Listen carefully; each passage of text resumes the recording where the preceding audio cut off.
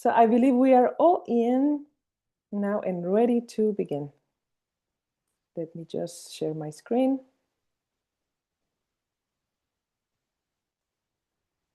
With all of you. Great, I started the recording already. Excellent.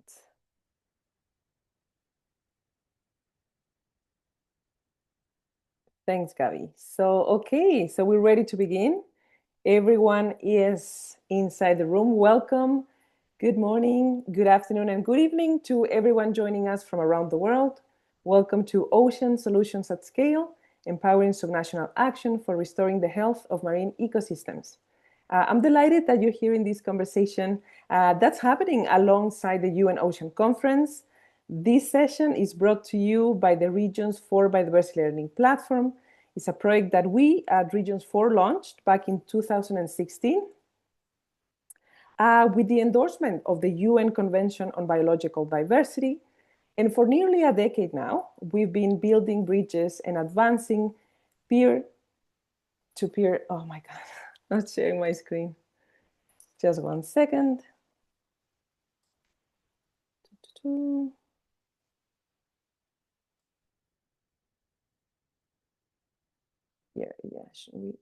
We were here.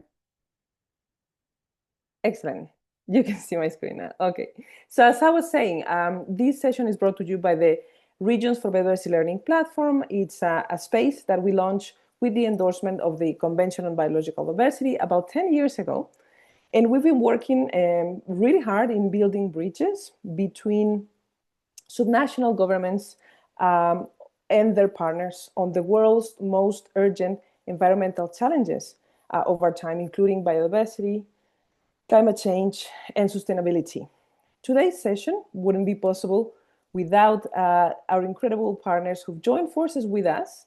Amongst them, we have the Ocean and Climate Platform, United Cities and Local Governments, UCLG, Instituto Mar Adentro, the UNESCO Chair for Sustainability of the Oceans at the University of Sao Paulo, the European Committee of the Regions, and the Flanders Marine Institute.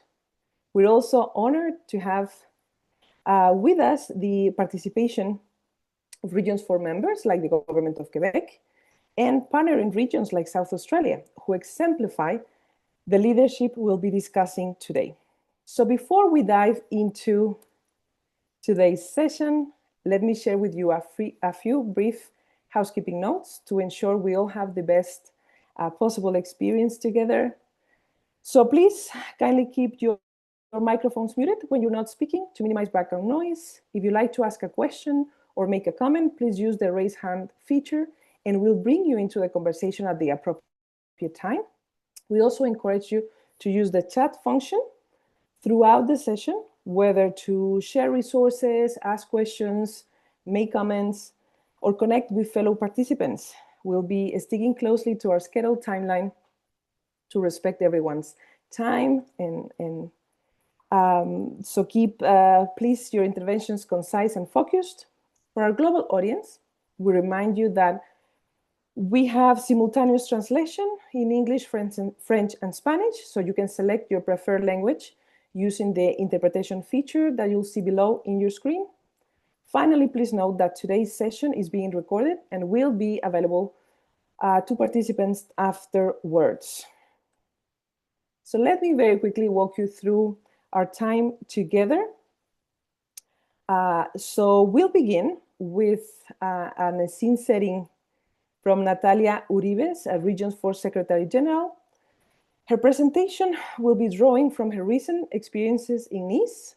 We'll then move into our first speaker presentation block, titled From Knowledge to Action, Building Ocean Resilience Through Multi-Level Collaboration, which will run for about 18 minutes.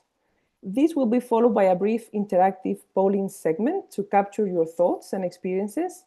And our second presentation block will provide an overview of action on the ground, so showcasing real-world implementation, again, followed by a live polling to engage with all of you and your perspectives. We'll then bring all of our speakers together for a 25-minute facilitated dialogue. that where we can dive deeper into the themes and questions that will emerge, I'm sure. So finally, we'll close with some key takeaways and next steps. So now, to set the scene for our discussion, I'm thrilled to introduce our scene-setting speaker, Natalia Uribe, Secretary General of Regions 4. Natalia has literally just returned from Nice a few days ago, where she's been deeply engaged in the UN Ocean Conference negotiation over the past few days. She brings us not just her extensive experience in subnational governance and ocean policy, but also the freshest possible insights from the conference floor, the emerging themes, the momentum she's witnessed, and the critical conversations that are shaping global ocean action right now. Natalia, the floor is yours to share what you've been seeing and hearing in Nice and how it connects with the vital work our subnational leaders are doing around the world. Thank you. Thank you, Renata. Thank you, and welcome everyone. Good afternoon, buenas tardes, bon après-midi. Yes, I am landing from Nice just very recently. First of all, I would like to thank again our amazing partners who've joined forces with us for the session here today, and also the crucial support from Regions 4 members like the Government of Quebec and partnering regions like South Australia, who exemplify the leadership we'll be discussing today. So to set the scene for our conversation, let's picture our vast interconnected ocean systems, the lungs of our planet, the source of life for billions, the highways of global trade. We are aware that these systems face unprecedented threats from pollution, from overfishing, from acidification, and rising temperatures due to climate change.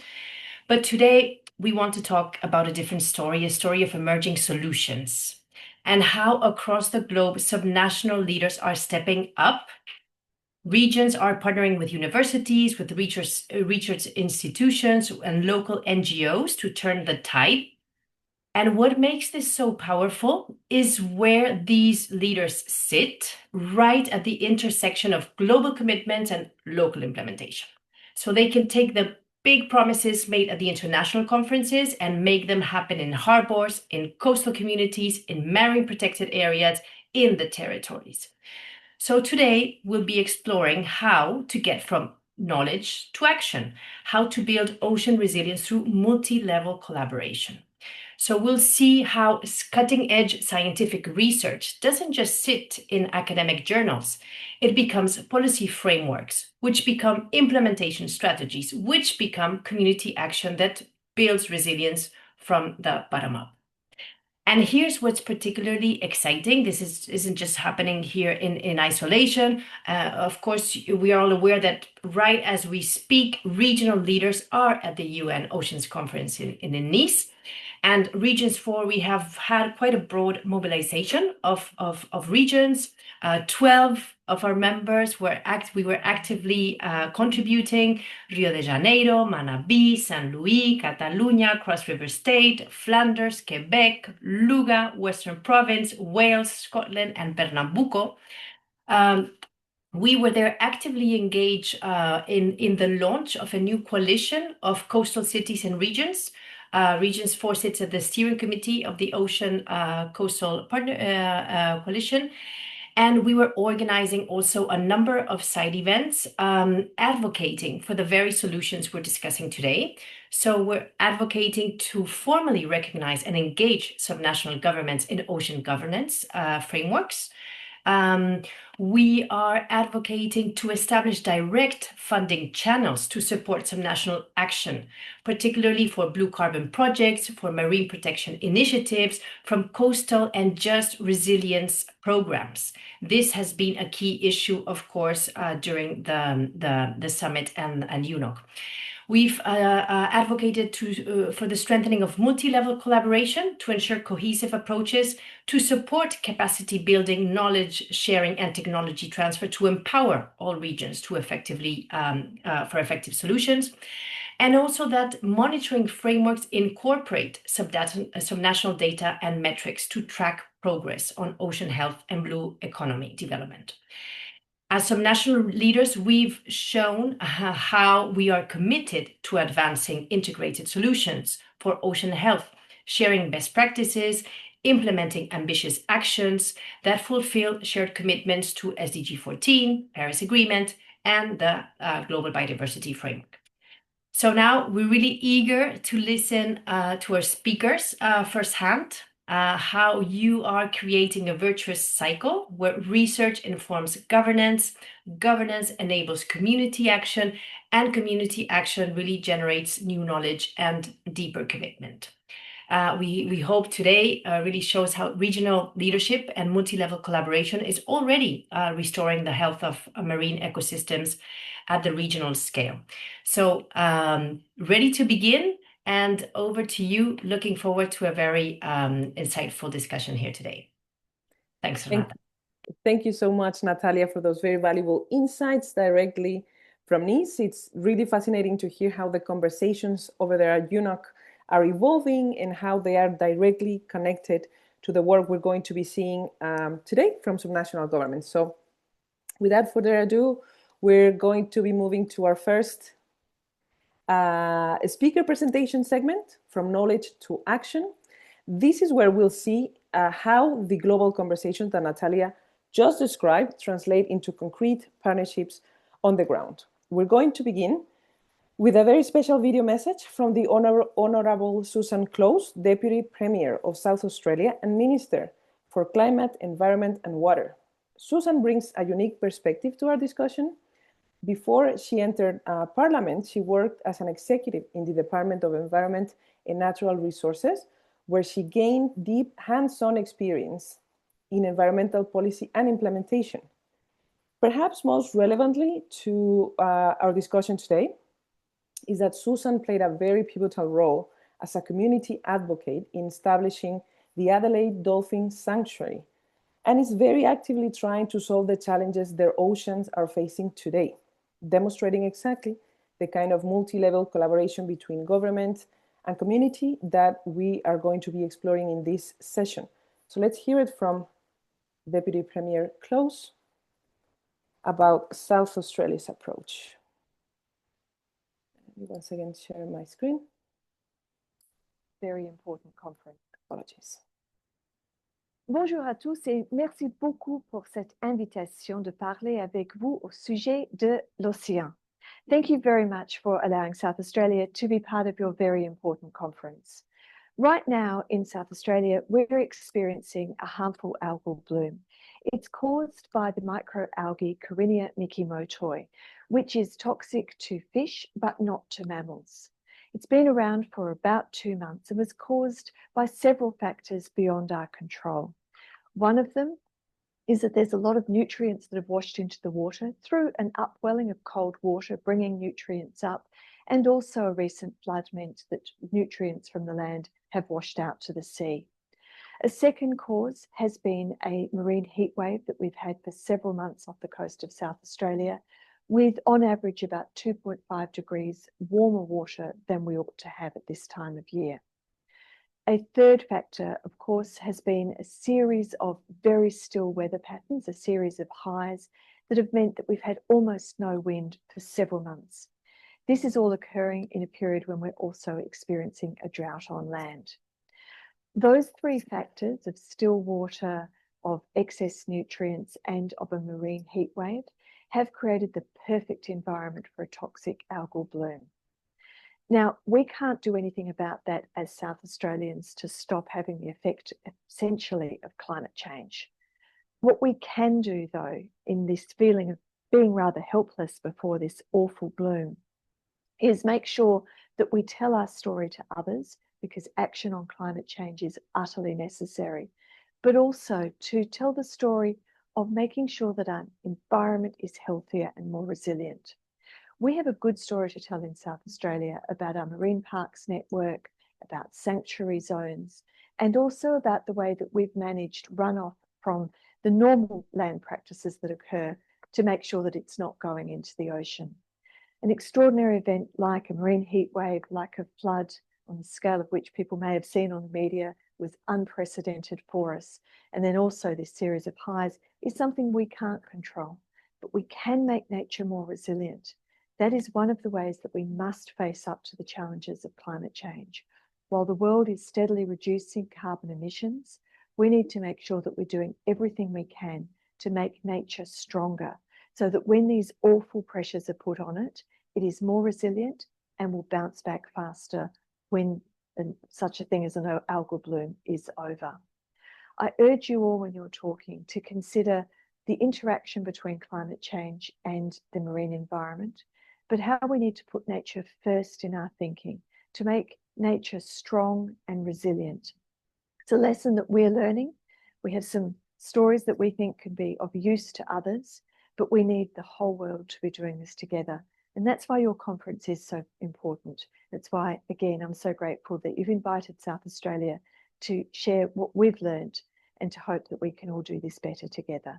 Merci bien. I wish I was with you. It would be lovely to be in Nice right now, but I'm sure that you'll have a very productive conference. Thank you.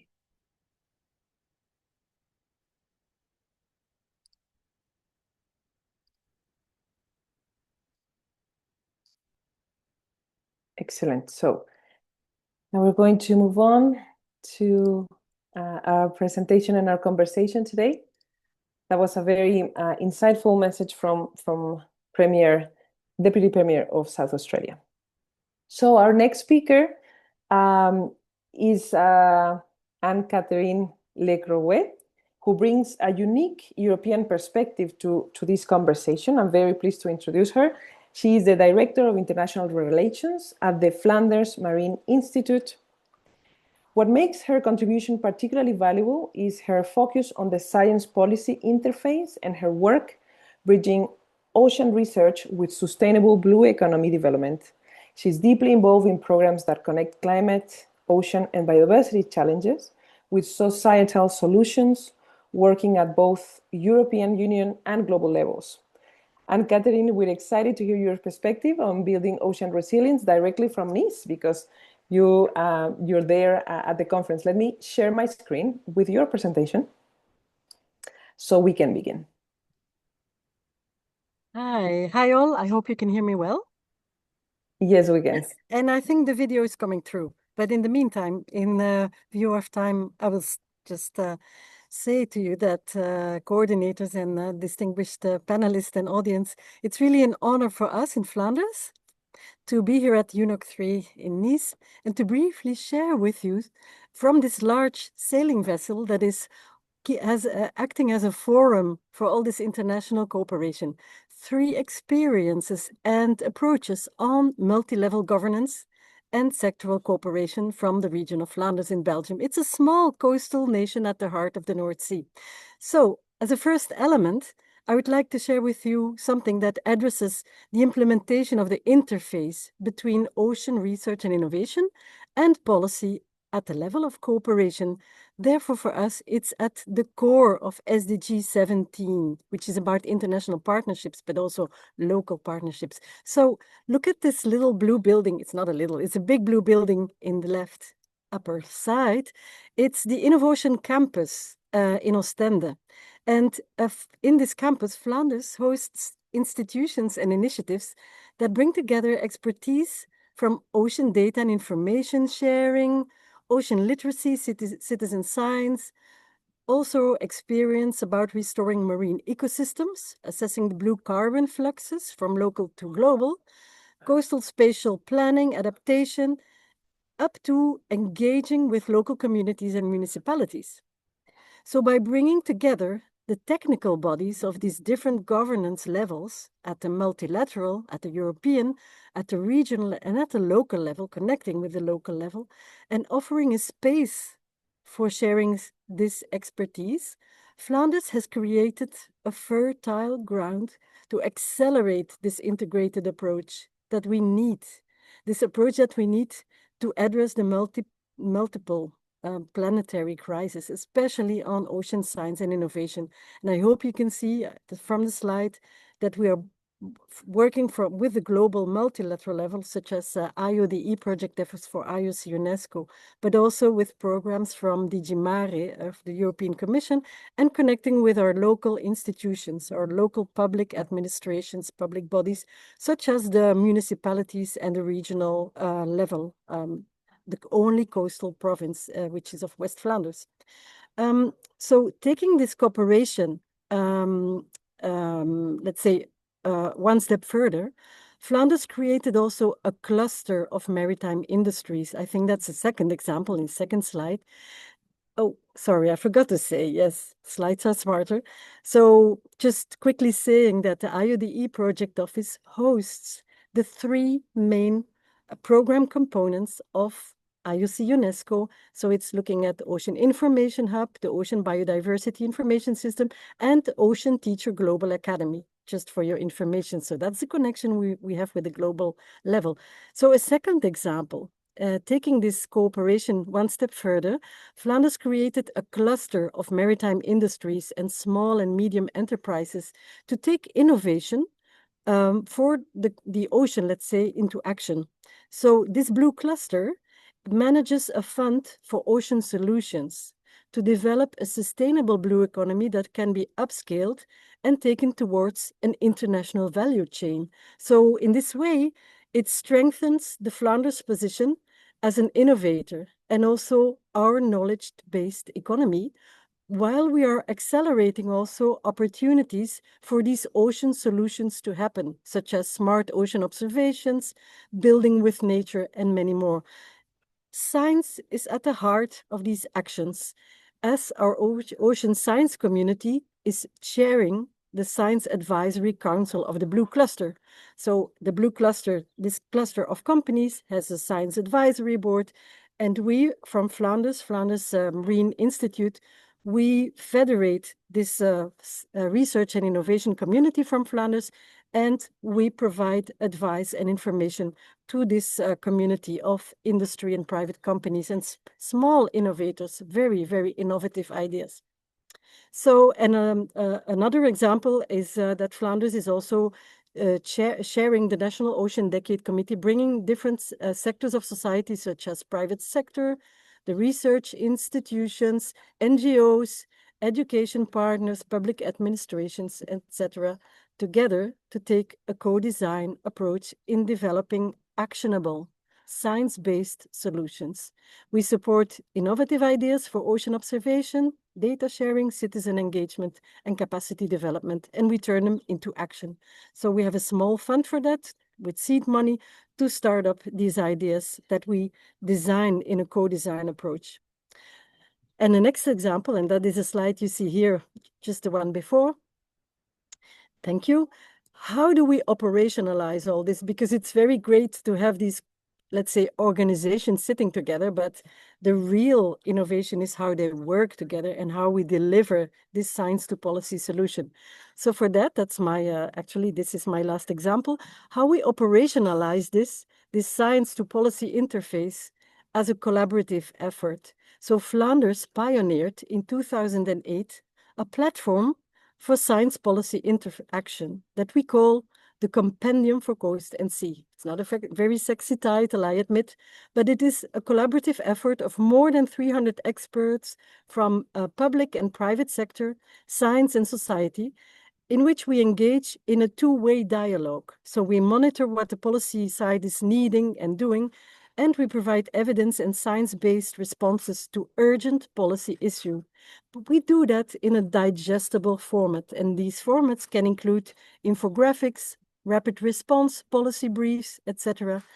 And those are built from our deep dives and our synthesis reports, in which the experts, this expert, let's say, collaboration effort of 300 experts, we provide updates of the current scientific knowledge and insights. So you see the slide with the compendium. So we provide the maps, actionable information that you can select in a digestible format. So, and I will end with this, by acting as a spider in a web, Flanders Marine Institute wishes to accelerate and support the complex interactions that we need. So let's say we need to deliver the science we need for the ocean we want. And as a last example, I think it was in the last slide, yes, we just for this meeting here in Nice, we launched an update of our gearing up our blue knowledge, which shows how we are collaborating in this multi-sectoral and multi-governance level. Thanks a lot for your attention.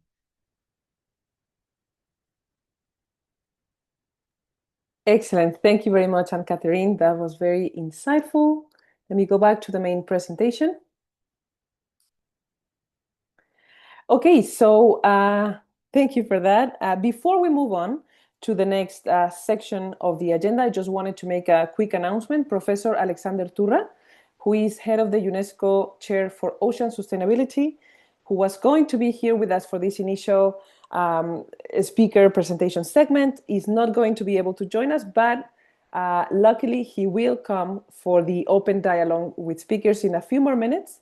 So we'll be able to hear from Professor Turra in a little while, just not right now. So, okay, now before we move on to our presentation block, for the next presentation block, I'd like to engage all of you in our discussion through a live polling question. You'll see a QR code in your screens. Please take a moment to scan this QR code with your phone or device, which will take you to an interactive polling website. The question we want your input on directly builds on what we've just heard from Anne-Catherine, from Natalia, from our speakers. The question is, from your experience, and in a couple of words, very quickly, what's the key bottleneck that slows down the journey from ocean science to implementation?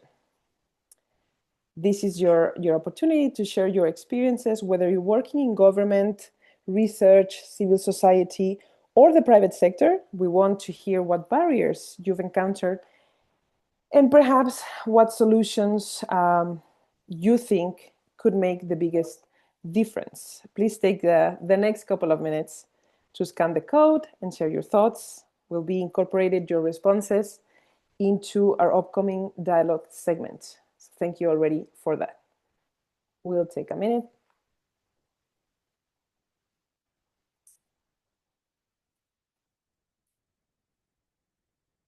Perhaps I can already. This is there it is. The Mentimeter platform you should be seeing in your devices or in your phones. Okay.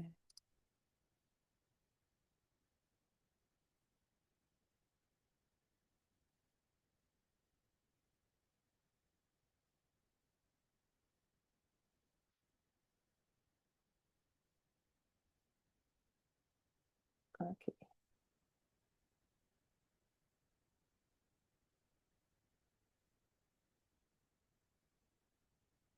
Gabby, perhaps just to confirm that the second question, or that the question that I just Yes, presented if you came. could, yeah, I would just leave it Here it there. is. Yeah. Correct. I'll leave it here. Okay. Take your time in responding. The question, the Mentimeter application will stay there, so you'll be able to continue responding while we move on to our next section of the agenda of today. So I'm happy now to welcome our next set of speakers. We are going to be now moving on to an overview of action on the ground. This is precisely where we shift from these broader framework discussions we've just heard to concrete examples of how these collaborative approaches are being implemented in real-world settings. Each of our speakers will have 4 to 5 minutes to share the main elements of their work, giving us practical insight of what exactly they're doing in the regions and in their local communities. So we'll begin with Dr. Aline Aguiar, who serves as Chief Scientist for the Ilhas do Rio project at Instituto Mar Adentro in Brazil. Dr. Aguiar is a marine biologist with over 15 years of experience in tropical, marine, and insular ecosystems and marine protected areas.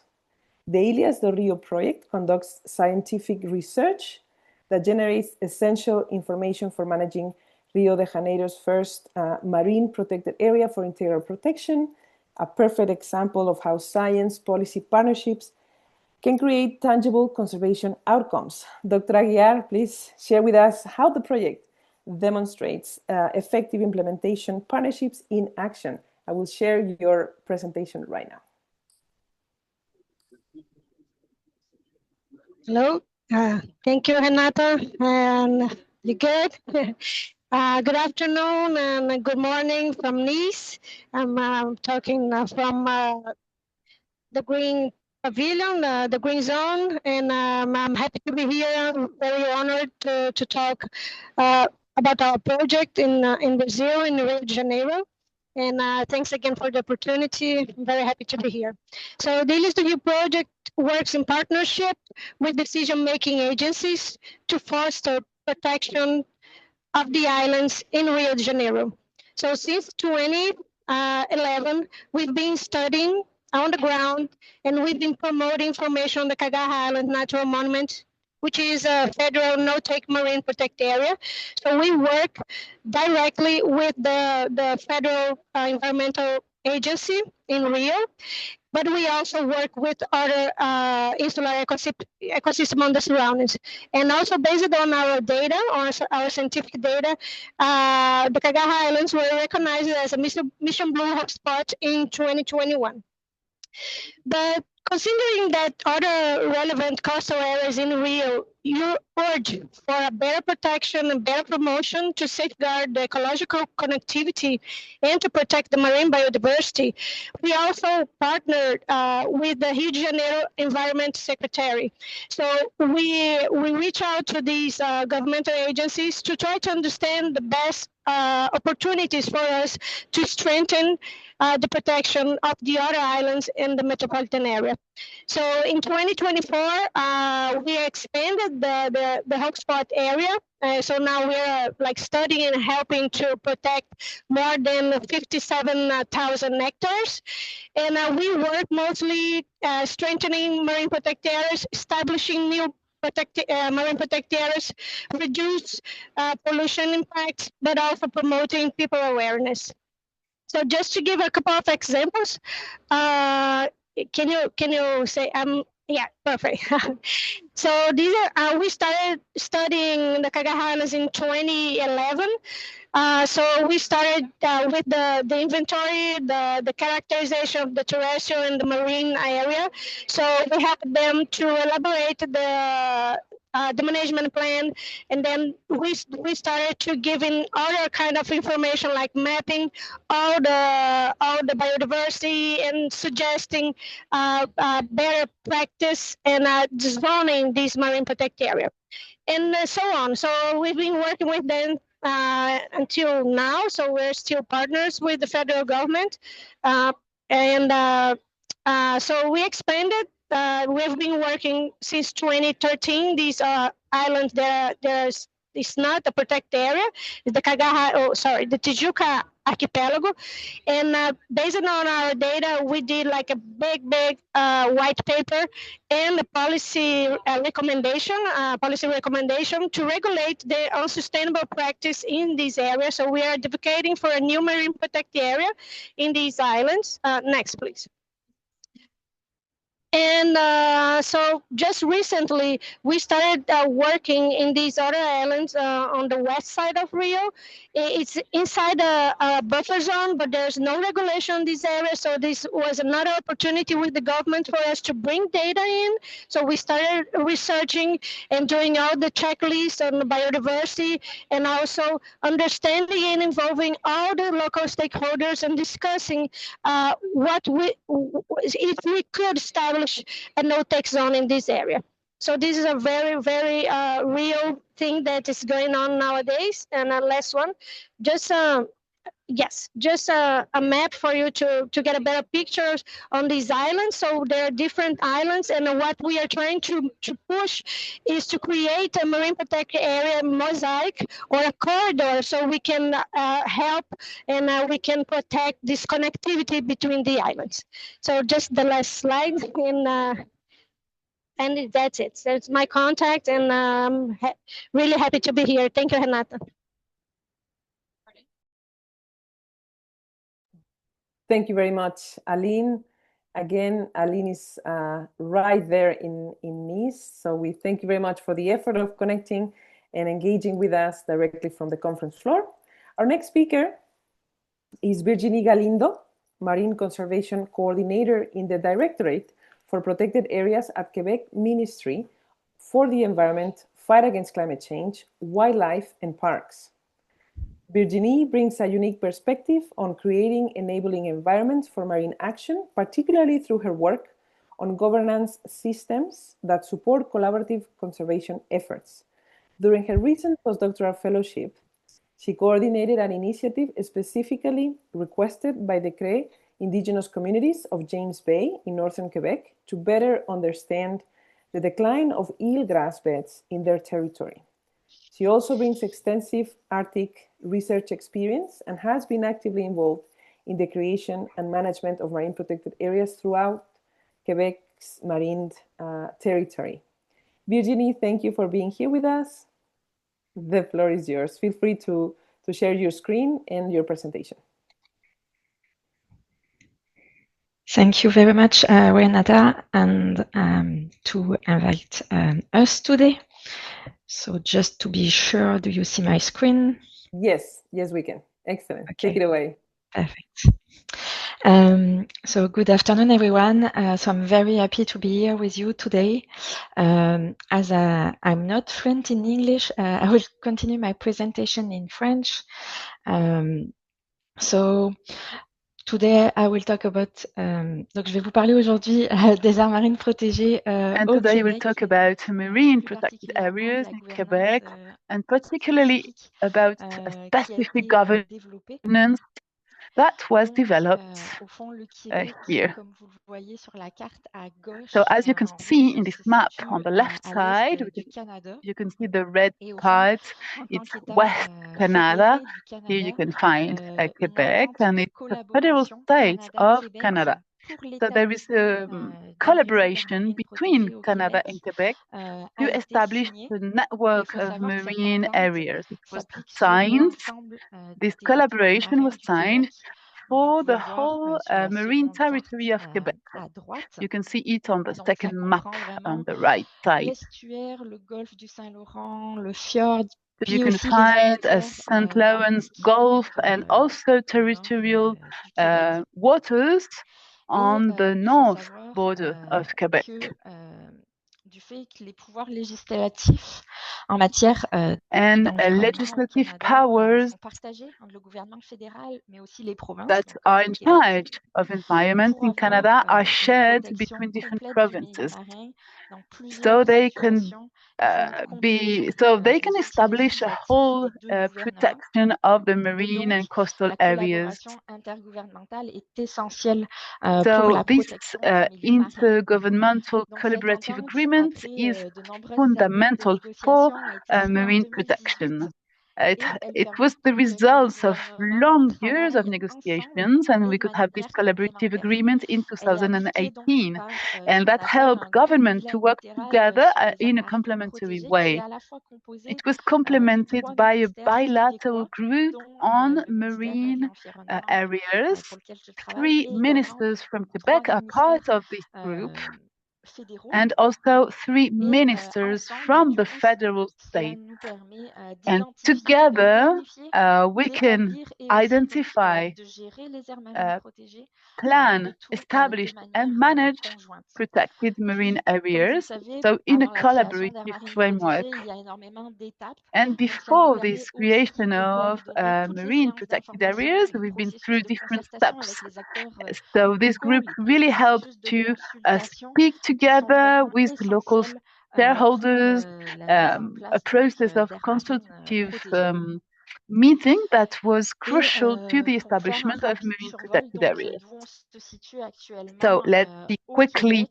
Donc the le situation gouvernement of du Quebec Québec and s'est our marine engagé protected à areas. conserver The 30% du milieu Quebec marin government et côtier. Et said actuellement, that it on will a conserve 12,33% 30% of du milieu marine and marin coastal et areas. côtier, donc dans le And Saint-Laurent, we sur la are carte que vous now, voyez, mais we aussi have avec les autres terres nordiques 12.33% qui sont protégées. protected Donc marine on and a coastal encore areas in the St. des étapes Lawrence Bay, à as you can franchir see on this map. But we still have a long way to go. en vue de la cible de conservation. Carte, donc vous voyez le réseau d'aires marines to protégées reach dans le our Saint-Laurent. conservation Il faut savoir targets. qu'il est But you can composé see donc here des aires the marines network of protégées, donc avec un protecting statut marine légal de areas. protection.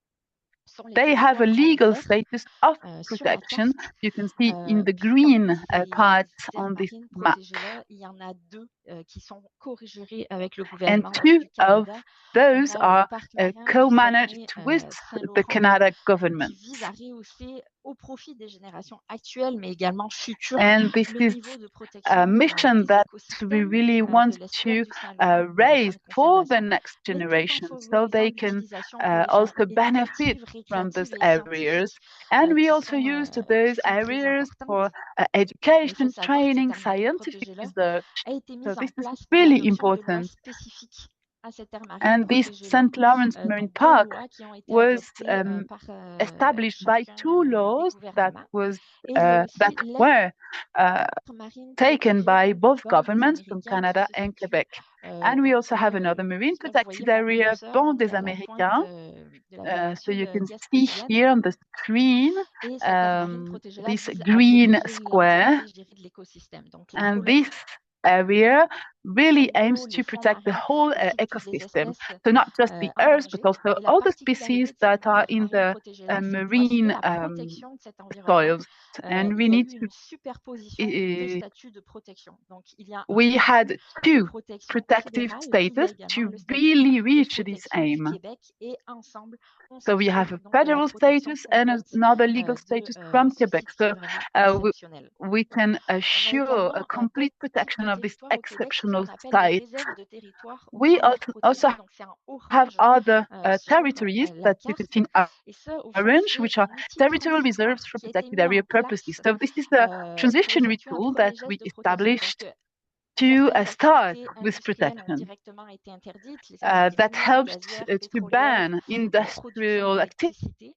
Et activities like mining au fond, or cet outil a été electricity mis en place le production. temps qu'on puisse And faire this la tool was concertation puis la used consultation avec les acteurs locaux jusqu'à while la mise we en were place donc, negotiating du with local statut stakeholders légal. until we could reach the legal status of marine protected areas.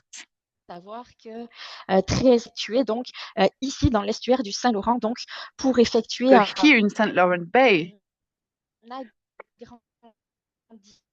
we've been working on du parc marin du Saguenay-Saint-Laurent. Donc creating a bigger marine park. justement pour So it's been a lot of consultation, negotiation with local stakeholders to really have a permanent status on this territory. Très récemment aussi, nos gouvernements ont fait une annonce pour un And nouveau recently, projet also our government dans le announced a golfe new du Saint-Laurent, project donc that un is projet being de porte marin negotiated in the St. Lawrence Bay, donc afin justement de pouvoir which is a contribuer project à la to cible de protect 30% marine and d'ici coastal 2030. areas Les to consultations contribute avec to les the acteurs locaux ont 30% commencé en target. janvier et vont We continuer started donc, dans les in prochaines années, January puisque, comme vous le consultations savez, with local mettre en place une aire stakeholders, and marine we will protégée keep peut on être these un consultations processus because you know it's a donc on souhaite vraiment le long faire process avec to les establish acteurs marine locaux. protected areas, and Donc, we really au fond, want to do au it with Québec, local cette entente de stakeholders. collaboration qui a été signée avec le So gouvernement in du Quebec, Canada this facilite collaborative notre agreement collaboration pour la signed mise en with place, the s'assurer government la of Canada protection du really milieu marin help et aussi to donc have la gestion de an ces aires intimate marines collaboration to protégées au protect Québec. marine areas Donc and to voilà, manage et je vous those remercie marine beaucoup de votre protected attention. areas in Quebec. So thank you so much for listening to me. And Renata, the floor is yours again. Thank you, Virginie. Very, very interesting indeed to learn about Quebec's legal frameworks to carry on the commitments that you have envisioned in your most recent biodiversity strategy, and certainly within the global biodiversity framework, this 30 by 30 target that includes marine areas and marine conservation. Okay, thank you very much. So our next speakers brings us again a European regional perspective in this case. I'm very pleased to introduce Adrián Citelli Ferrari, who is the Director General for EU Affairs for the government of Murcia in Spain and member of the European Committee of the Regions. Adrián will be sharing insights on policy frameworks, especially focusing on EU-level advocacy for regional ocean action. His dual role gives him a unique vantage point working both within the European institutional framework through the Committee of the Regions, while also representing the specific needs of his region, Murcia. Adrián, we're looking forward to hearing about your regional best practices and how you're working to ensure that the regional voices are heard also at the EU level. So the floor is yours. Thank you for being with us today. Gracias, Rebeca. Buenas tardes. Thank you very much, Renata, and thank you, everyone. Thank you for giving me the opportunity to be able to participate today in the name of the European Committee from the Regions. I would like to greet you from the region of Murcia that is located in the southeast of Spain. I would like to give you a little bit of context of the European Committee of the Region, which is a consultative body of the European Union that it is composed by different representatives of the cities, regions, and municipalities from the whole Europe. Our objective is to ensure that the legislation from the European Union will show the reality from the territories, and the subnational bodies will have the voice deciding the policies that will affect their communities.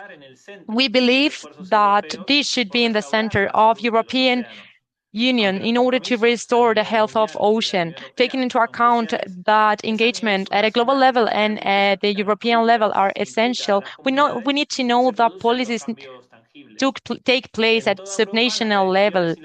In the whole Europe, coastal communities are in the first line. In order to protect marine ecosystem, we are managing critical systems such as waste management, human planification, farming, and water management. All of that has a big impact in our seas and in our coasts.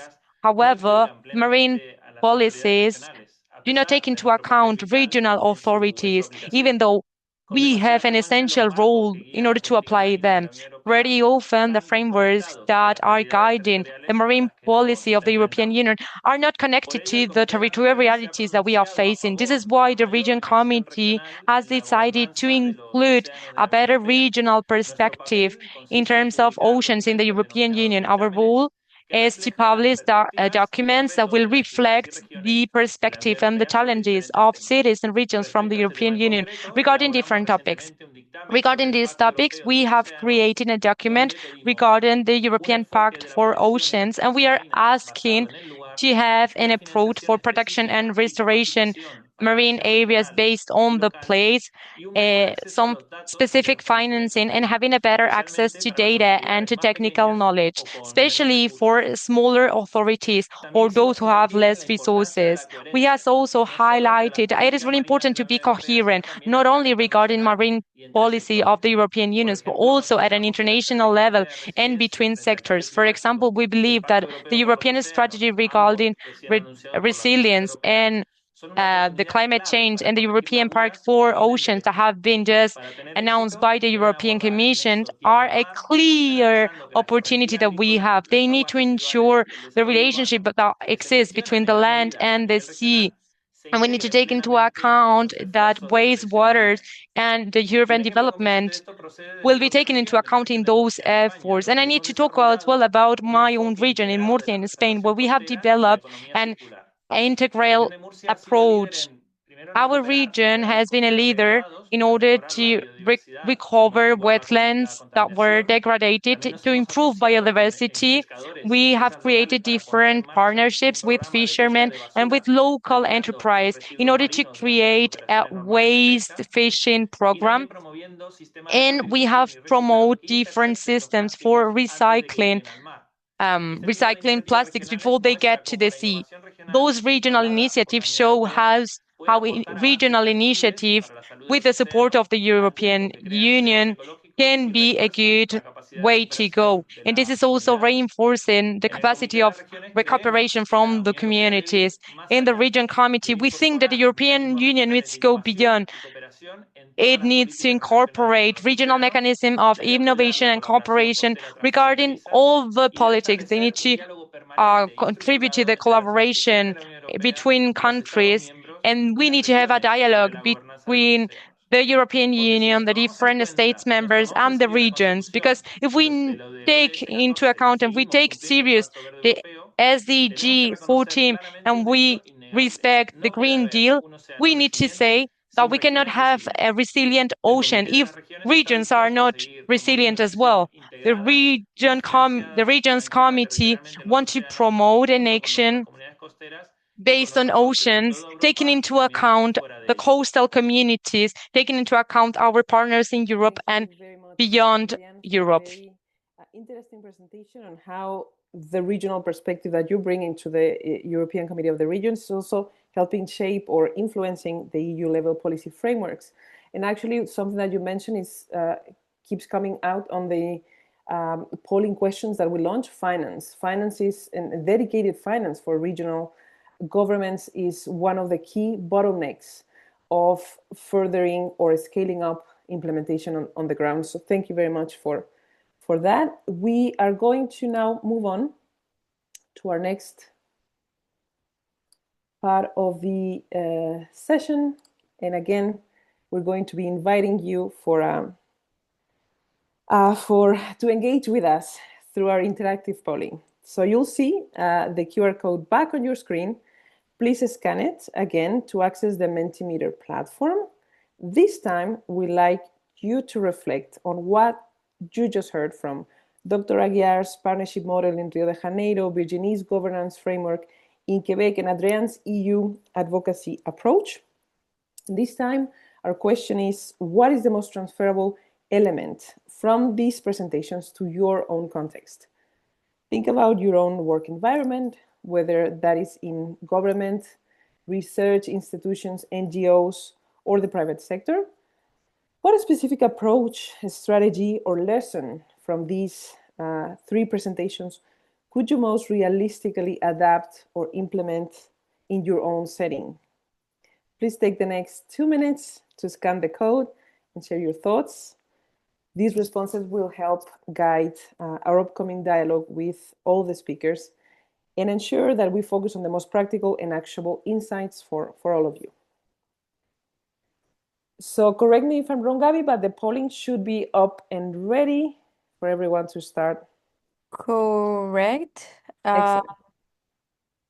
Yes, we are waiting still for the answers. Hopefully, people can start answering, because this will be, as Samantha mentioned, really useful for a conversation and then also for the outcomes documents that we may produce as a result of this session.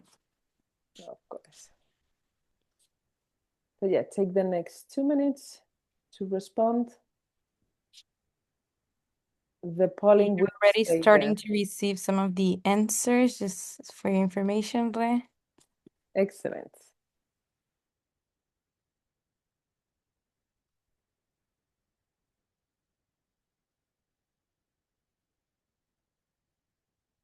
That is great.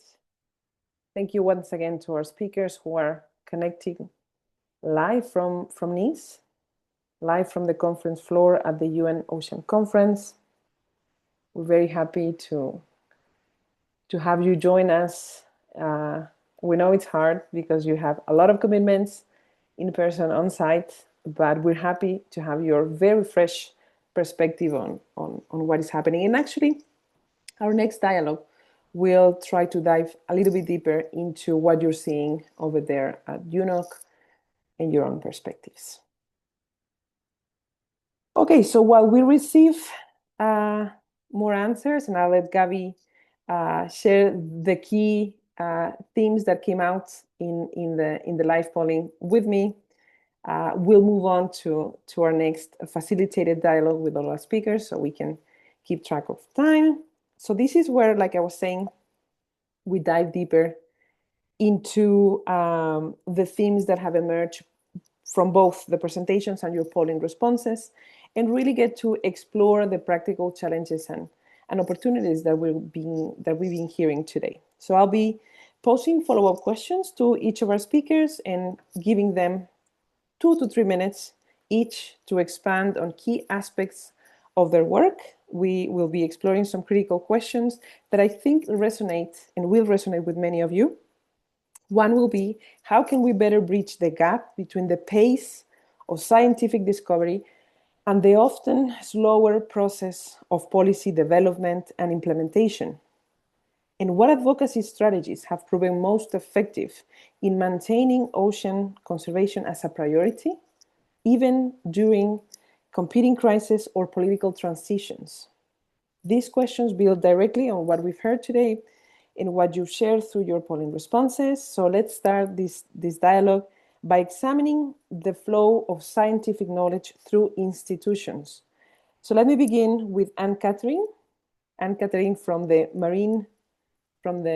Flanders Marine Institute.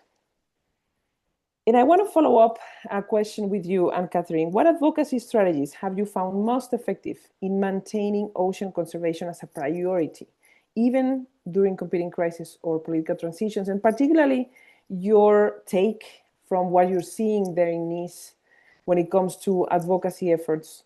What strategies do you think will continue to work or be most efficient in the near future for ocean conservation? Thank you. I think I can be very brief on this.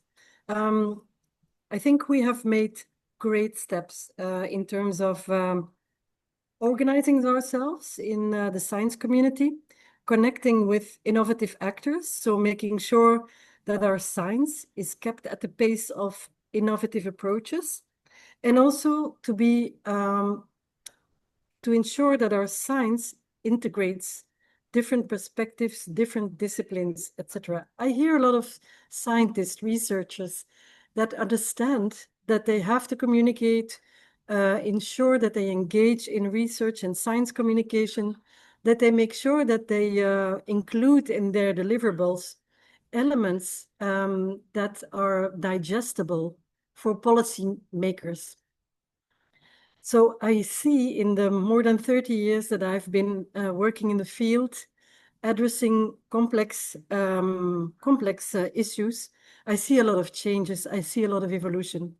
To my perspective, what is missing today, the missing link for me is that if we consider that research and science is largely a public investment, it's an investment of public funding. It's public funding, it's taxpayers' money.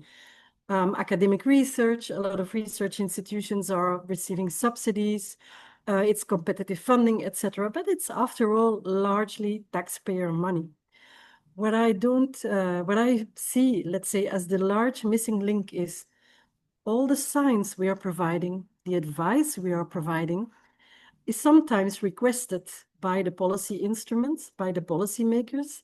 However, we have no structural, transparent mechanism that shows what has been done with the science advice. So I have seen some cases where this happens successfully, but there are not many.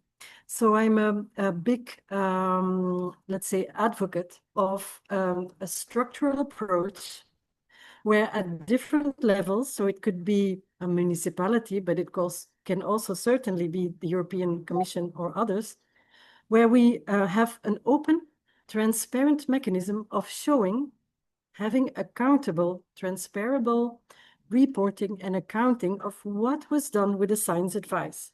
And I'll make this very concrete before I end. If somebody, a public policy instrument or a policy maker at this level, for a policy decision, is asking advice from the science and innovation community, and this science advice is delivered, then it's only for the sake of accountability and transparency to show what was done with this advice. It can be used or it cannot be used. If it was used, how was it used? How was it translated into this policy process? I think that's only fair because it's, again, an investment from the same public efforts that we are doing with which we are building policy instruments. So I'm a great advocate to have these mechanisms structurally set up.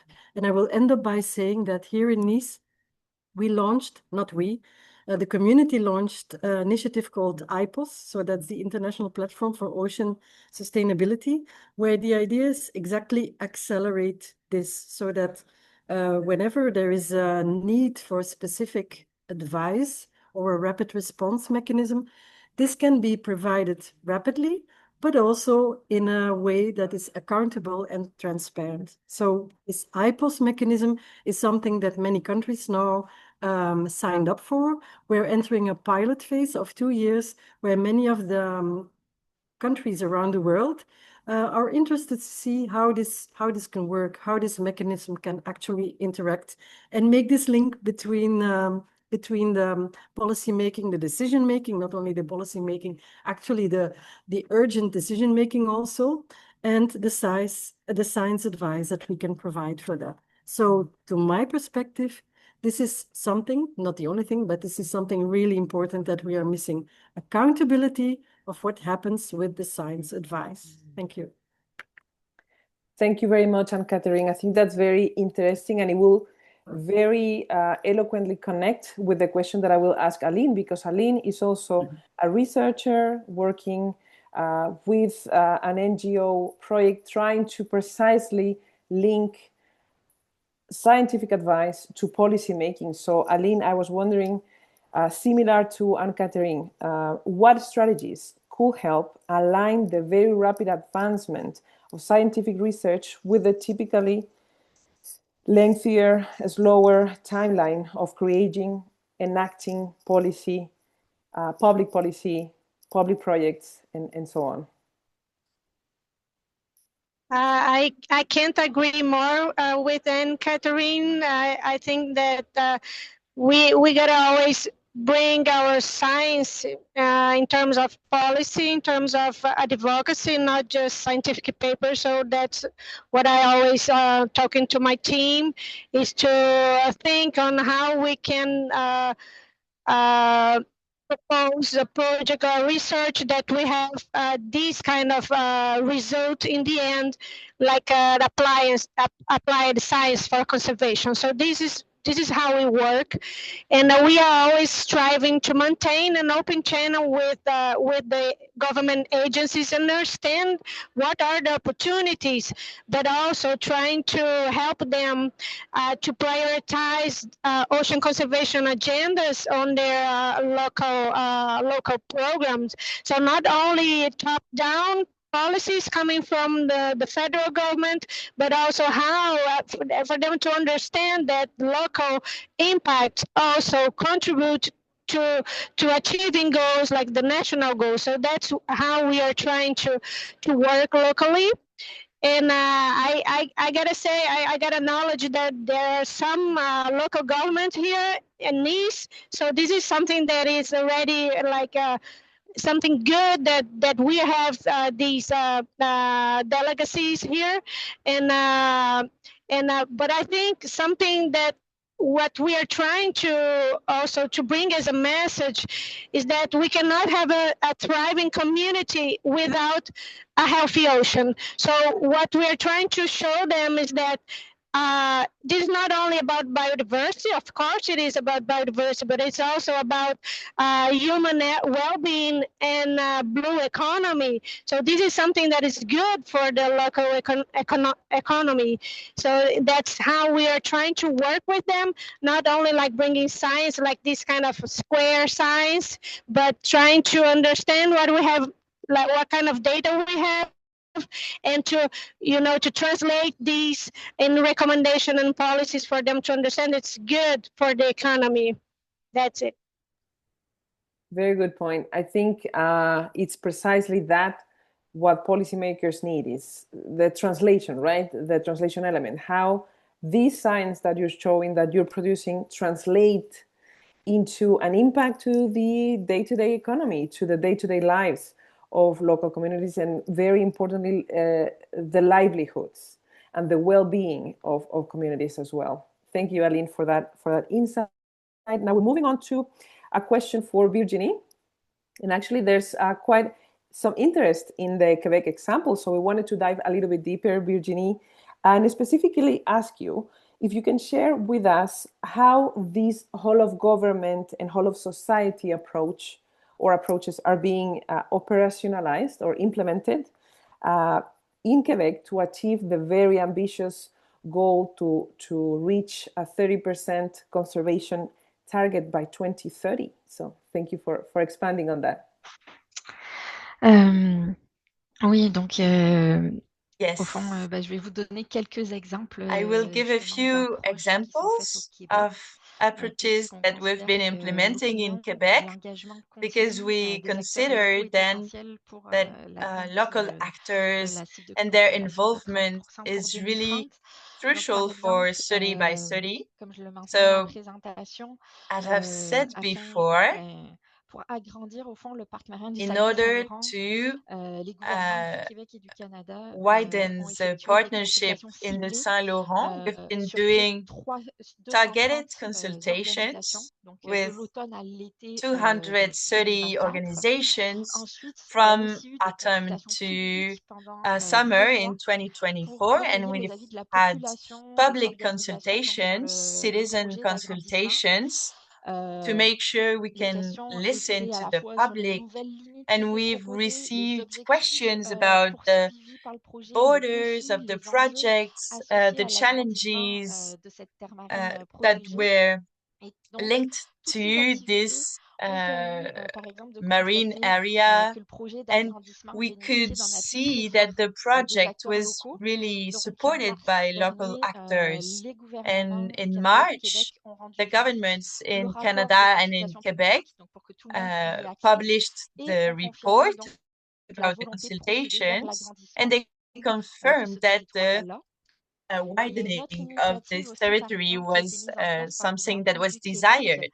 Ça a été de And the lancer un government of appel à Quebec projets d'aires also protégées, called donc en for territoire public, et projects, ainsi for les acteurs proposals locaux for ont pu marine déposer des areas, and propositions the d'aires local marines protégées. actors could Donc au total, c'est propose, 10 suggest propositions locales different qui ont été marine reçues. areas, and Ils we've ont eu un received appui 10 favorable des proposals municipalités pour faire with good l'objet support from the d'échanges lors de tables municipalities, de concertation with où il va y avoir exchanges donc les acteurs during locaux, que ce soit roundtables. municipal, les We'll Premières have Nations, these les représentants roundtables des with pêches, local les organismes actors, récréatifs et tous les autres acteurs. representatives from the On a fisheries justement lancé and hier le other webinaire de lancement de cette stakeholders. consultation-là And we've pour been expliquer le rôle launching des acteurs, yesterday les projets qui vont the discuter à invitation chacune for des the tables. webinar, Et l'objectif, c'est qu'ils fassent explaining the different chaque topics table that de will be concertation fasse des discussed at recommandations each consensuelles sur roundtable. les projets d'aires And the marines idea is to protégés.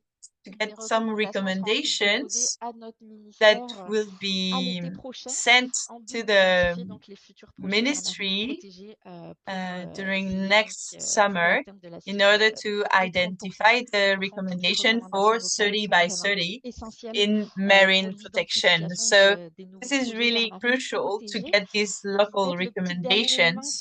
si je And peux the last apporter, element, c'est if I aussi que les acteurs can locaux sont say ensuite, une something fois que l'aire else, marine protégée is est mise that en place, ils sont local impliqués aussi dans la actors, gestion once the des aires marine marines protégées. areas are Donc, que ce implemented, soit au parc they marin are du really Saguenay-Saint-Laurent, on a crucial un comité de coordination où les acteurs locaux peuvent envoyer des in recommandations coordinating directement the au work ministre. in these Et en marine Gévaudan, areas. puis And we have a aussi de Parc mechanism through Canada, which donc the au local gouvernement actors can fédéral. communicate with the Dans l'aire marine ministry protégée du banc des directly. Américains, on a un comité So consultatif donc we have composé d'acteurs locaux also qui a effectuent aussi des consultation recommandations sur la gestion de committee ces AMP. that Et on a is aussi plusieurs acteurs proposing locaux qui sont sur le recommendation, terrain and we et have qui contribuent a few directement à local la mise en place actors de suivi contributing scientifique, to donc qui the nous permettent de contribuer à la gestion de l'aire marine scientific protégée. monitoring Donc, of pour le the gouvernement du marine Québec, je dirais areas. que So c'est for impossible the de Quebec mettre en place des aires government, marines protégées sans I can l'implication say des acteurs that locaux qui it's sont not sur le possible territoire. to have marine Donc, areas c'est vraiment without important local pour nous de actors. penser, de So construire, it's really puis de mettre en œuvre ces aires marines protégées it's avec really une crucial for us implication to réelle think des acteurs du milieu, and ce qui permet implement d'assurer, je these pense en tout marine cas, une areas meilleure with the protection local du actors territoire et du to milieu. make sure we can have a better protection. Thank you. Thank you, Virginie. Very interesting. And perhaps following up on your specific example of how you manage the day-to-day setting up of a marine protected area, I wanted to share with you a question that came up in the Q&A from the audience. Diego from Sao Paulo Protected Areas State Agency would like to know more or a little bit more about how Quebec and Canada government work together precisely to raise funding for provincial or for regional level marine protected area day-to-day management? Is there a specific budget that you get from the federal government, or do they help support Quebec in fundraising outside the government, or how does it work, the day-to-day management? Because it's a very costly activity, like you very well mentioned. Là, de la façon dont ça fonctionne, comme on co-gère plusieurs territoires ensemble, So the question is about co-management. So we do contribute according to our budget. On convient ensemble des suivis à mettre en place, we des can really actions à mettre en place, agree des actions on de the different sensibilisation. actions that we need, for example, Via nos awareness budgets actions. respectifs, on peut aussi And aider de we façon do les it acteurs according, locaux as pour I qu'ils was puissent saying, to développer our des budget. And outils, que ce sometimes we soit de can also sensibilisation give ou de funds mise en to valeur, local stakeholders aussi so they contribuer can au elaborate suivi. some Donc, par tools exemple, of, on a eu un projet to raise récemment, awareness of the public. on a For développé des example, we have balados tools for spécifiques sur la marine managing. protégée du bandes américain, une bande For dessinée, example, we've et on a developed some pris, chaque gouvernement a amené specific une partie des tools, fonds, et on visuals octroyait des to contrats aux raise acteurs the locaux public pour awareness, and le each développement. government Donc, c'est un outil qui est important. Donc, pour l'instant, gave c'est some comme ça funds to help to develop these tools. So this is how we are working for now. Great. Thank you very much. So we'll now move on to welcoming a very special speaker that is also there on the conference floor, Professor Alexander Turra, who was going to join us earlier in the conversation, but he couldn't because he's, like I said, right there in UNOC in Nice. So Professor Turra, welcome to today's conversation. I would like to invite you perhaps to share with us a little bit of what you are doing over there at Nice and UNOC. What's your role there? And perhaps help us understand how can we better bridge the gap between the pace of scientific discovery, as you are a scientist, and the often slower process of policy making, policy implementation. We know you're an expert on that. So thank you for joining us today from Nice. The floor is yours. Thank you. Thank you. Can you hear me? Yeah. Very well. I ask your indulgence because but I assumed as a co-chair of the integrated marine debris observing system, which was meeting is finishing right now, and then this is exactly what you are saying. This is a kind of platform that brings science to decision making with products that translate data into information that can be understood and took into consideration by decision makers.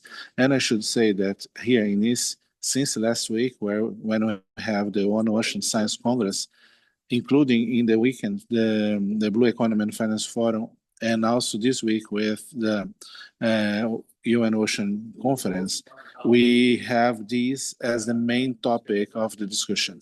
How we can support better decisions, and science is elevated a lot as an important aspect that should be fostered, should be supported, but not necessarily all types of science. That type of science that is co-produced, and this is the point.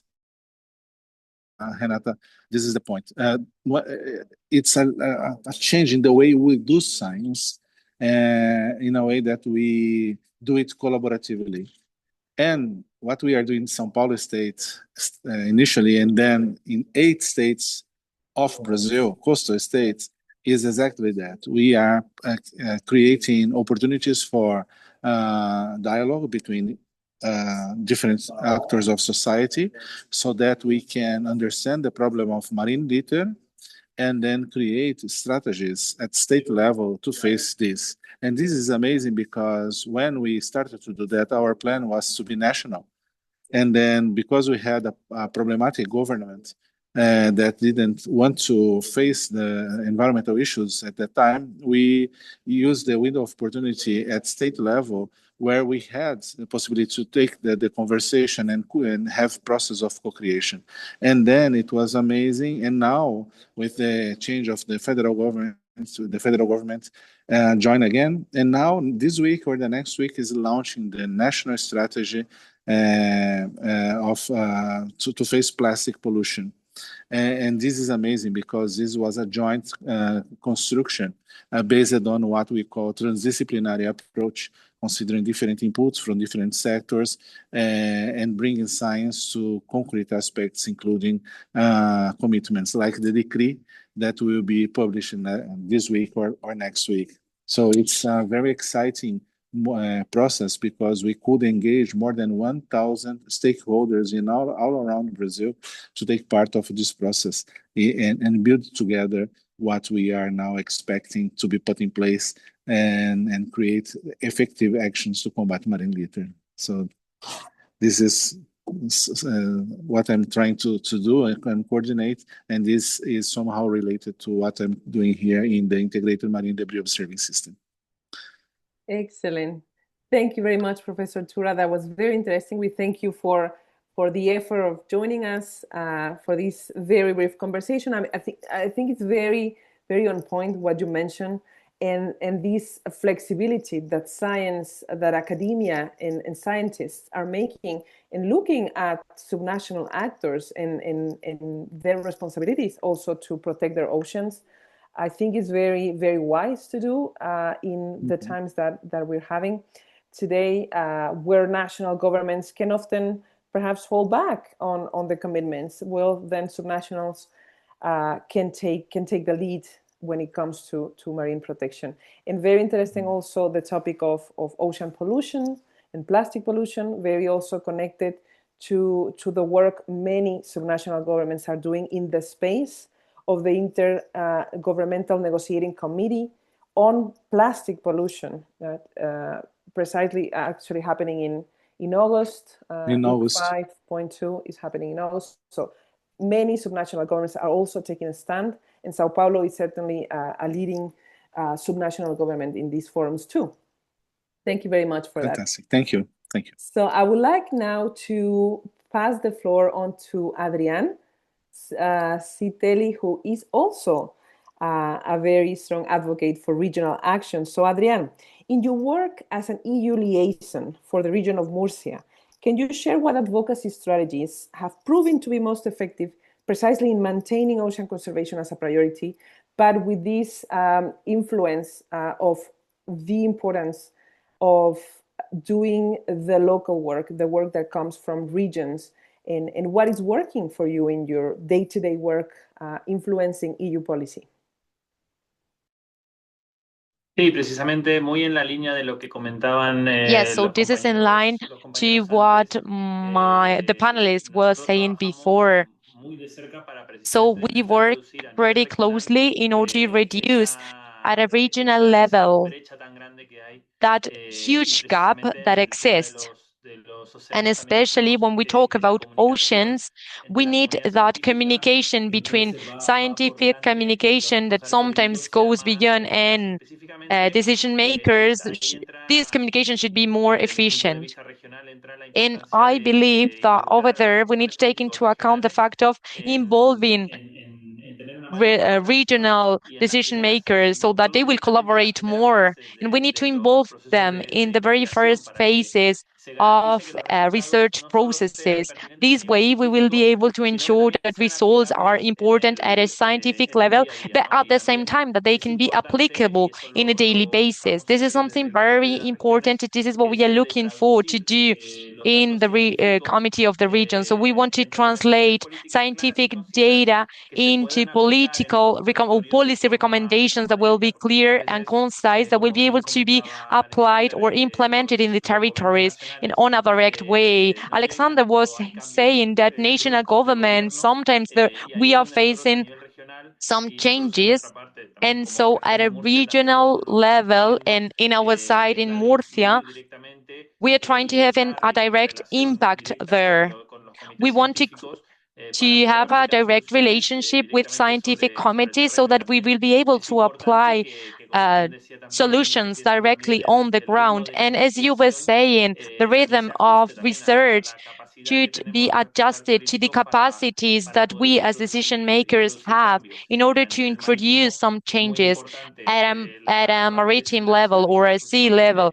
At a sea level, it is really important to take into account that we need to act fast, especially taking into account all the climate changes that are happening. This is forcing us to be fast when taking decisions, and at the same time, we need to understand the capacity that we have in order to include changes. Because in Spain, for example, we have a regional capacity to legislate somehow, and this is why it's important. The legal framework, this bit that you were mentioning at the end, is fundamental. Thank you very much for your contribution. Okay, so we're getting close to the end of our session. Allow me to share my screen again with the presentation back on your screens to share with you a little bit of the next steps.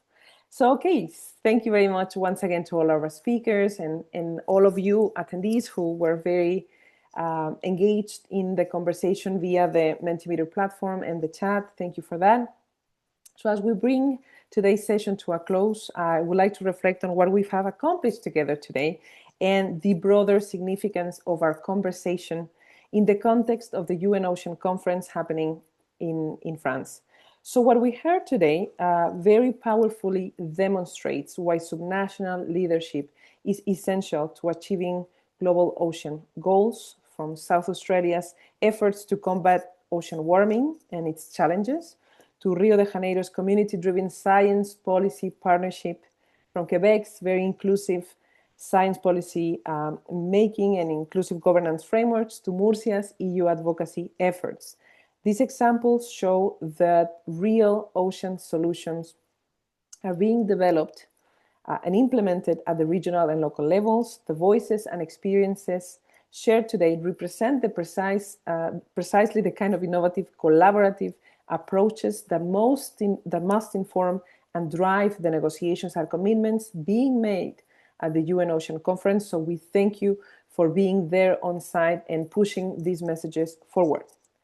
Your participation through our polling questions also have reinforced a very crucial point. While we face common challenges in connecting science and policy, in maintaining political momentum, and in scaling up successful models, but we're not facing them alone. The diversity of perspectives and experiences in today's session, spanning continents, sectors, approaches, reflect the kind of multi-level collaboration that's essential for ocean resilience, and that we'd like you to take home with you. The work of local NGOs, research institutions, universities, academia is fundamental to continue building a strong, more agile policy-making frameworks and legislative frameworks that can actually influence what happens on the ground.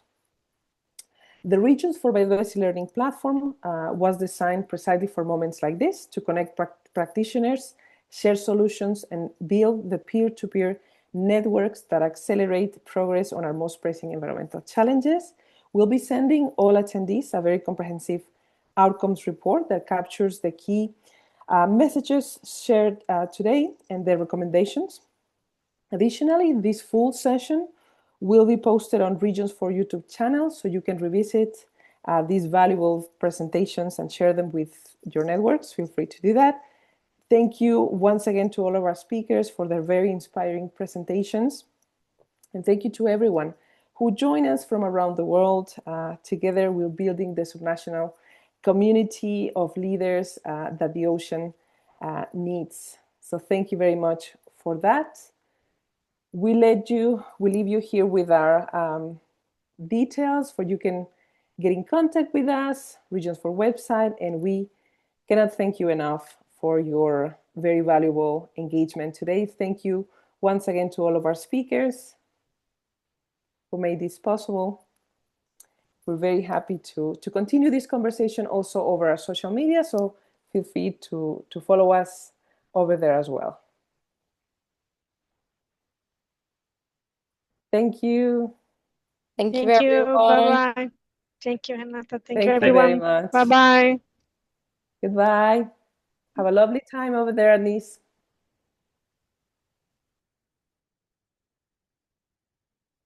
Ciao, ciao.